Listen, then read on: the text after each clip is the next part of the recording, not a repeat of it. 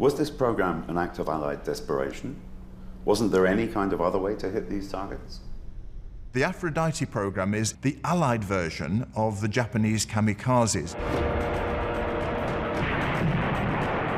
In the Japanese case, they had self-sacrificial pilots who were willing to fly the planes themselves into the target.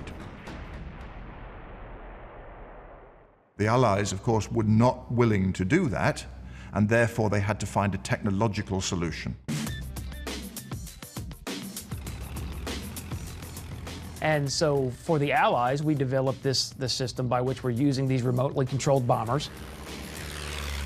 These planes were literally explosive flying coffins packed with unstable dynamite, lumbering into the air, barely under control, rigged with barely functioning electronics.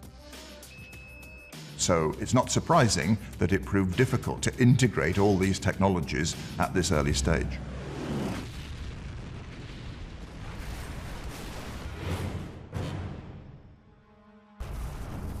The V weapons were intended to strike back for the terrible damage that the Allied bombers were doing to Germany. London is doomed, said Dr. Goebbels. The V3 was a very long-barreled gun.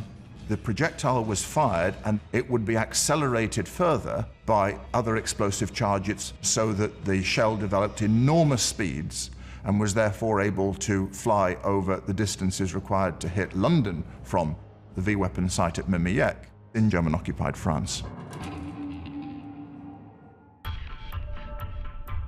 The particular targets such as Mimilec, the very heavily hardened targets, posed difficult problems for the Allies because conventional bombs weren't able to penetrate the thick concrete carapace. The Germans would pour lots and lots of concrete, so even the Allied bombing, the massive Allied bombing, would not be heavy enough to destroy what was underneath. Drones become a part of the supergun story because we wanted to take them out. The best explosive was determined to be the British Torpex. In the pilot's compartment is placed 1,575 pounds. The idea was that you could pack an aircraft with explosives and fly it directly into the target. The bomb bay is next loaded with 13,230 pounds.